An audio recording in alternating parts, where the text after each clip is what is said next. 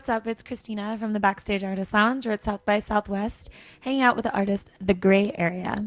How's it going, guys? Everything is great. Great. It's been a great 2 weeks. We've been on tour, and we're finishing up here at South by Southwest, and we could not be happier. It's great. And I'm checking out your new album here. Is that 508? Is that what that's called? Indeed.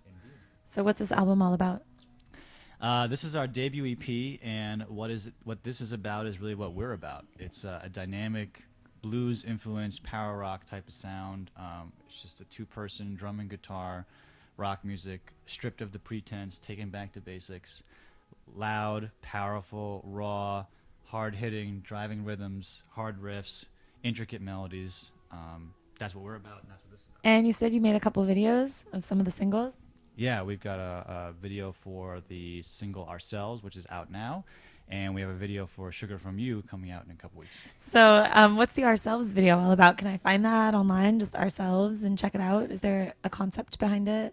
Yeah, there is a concept behind it. The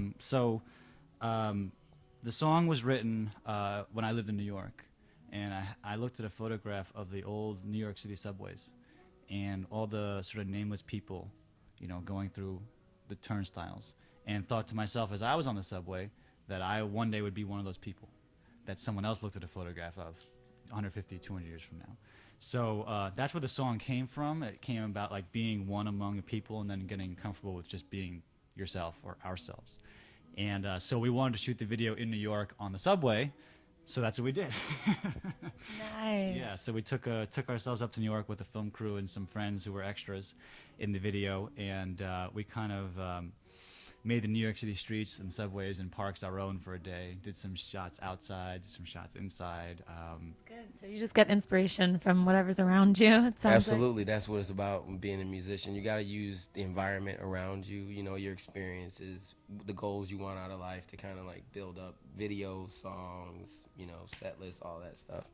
Yeah, it's good to have something to say when you're inspired. They say that all art is political because if you have something to say, then that's what makes you an artist, right? So why do you laugh? Have other people asked you about that before? It's funny because we're from Washington, In D.C. D.C. That's why as soon as you said music is political, I started laughing. I was like, oh, okay. And one of the things we always try to tell people is that D.C. is not just politics. No. There is a vibrant music scene there. Oh my gosh, yes. And, and it's funny because, I think our lyrics do have messages, but the biggest message is coming from our sound. Yeah. It's the drumming, it's the hard driving rhythms, it's the riffs that catch you and don't let go. And excuse me, I got some in my eye here. Okay. Those Don't get teared up about it. Christina, you're making me emotional. I just You brought up politics and this guy tears up a little bit. Barbara It's Walters ridiculous. on you. myself now.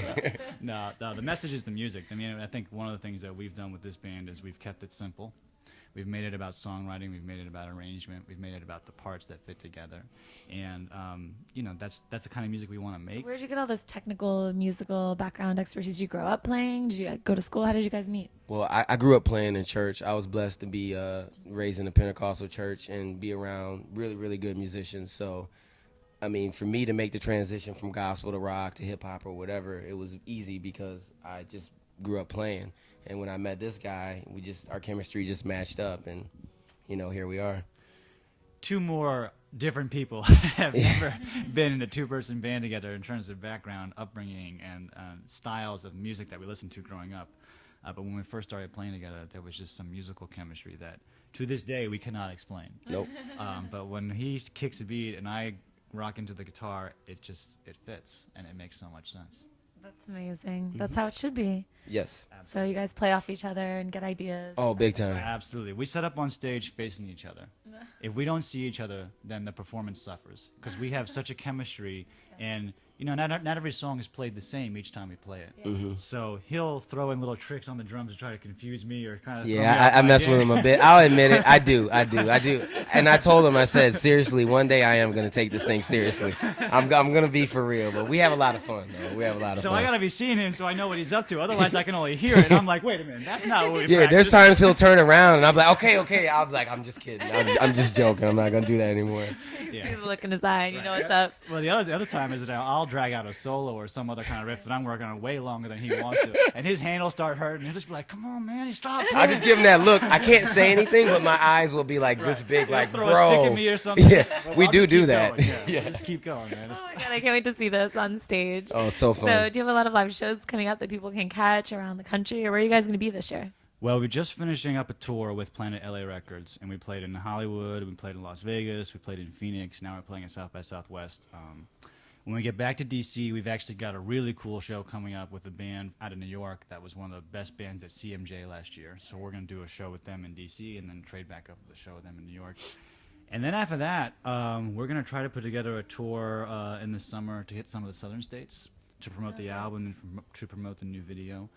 So just keep in touch with us on Twitter and Facebook. Yeah, and wherever you guys are, you want to see keep in them, touch tell with us, them, please. come to your city, let them know what city you're in, where you want them to be, and they'll be there. Yeah, we'll be coming to your city soon. We got plans to go up to Boston and that area too. So Facebook.com/TheGrayAreaDC, Twitter.com/TheGrayAreaDC. Check it out. YouTube.com/GrayAreaDC. Basically, you put the Gray Area DC into Google, you will find us. Yes. They will, actually. So we'll have you guys all over the Backstage Artist Lounge social media, so it'll be easy to find. Thank you very much. So it's cool to learn a little bit more about your music and what inspires you. So one last thing, there's a lot of new artists. This is their first time at South by Southwest. A lot of emerging bands that watch all of our media. So what advice would you give to artists just starting out, about music or creativity or your career, what to do? One thing I always tell any artist, be very, very, very patient. Be very patient and just keep a positive attitude. Last year around this time, actually, we were in his apartment having a discussion, and I told him, I want South by Southwest. And it took over a year to make it happen. So you have to be very, very patient, positive attitude, good planning. And I guess the other thing is, be authentic. It's a little bit cliche to say that, but we've both been in projects earlier in our careers where we didn't necessarily 100% love the other bandmates, and we didn't necessarily 100% love the music we were playing. And that happens when you're playing with musicians. Everybody goes through it. You find people on Craigslist or you meet people at jam sessions. You start to play, and then you realize this person's not a great fit for me musically or personality-wise. You can't ignore those things. You got to be true to what your instincts are telling you. When you find the right musician to work with, you'll know. Mm-hmm. And then you can make music that is really genuine and authentic. And the one thing people always say to us when we perform, they say, we love your chemistry. We love how much energy you guys bring. We love that you're having fun, and we love that this seems really about you, like it's true to who you are. And that's the best compliment you can get as a musician when you get off stage. Mm-hmm.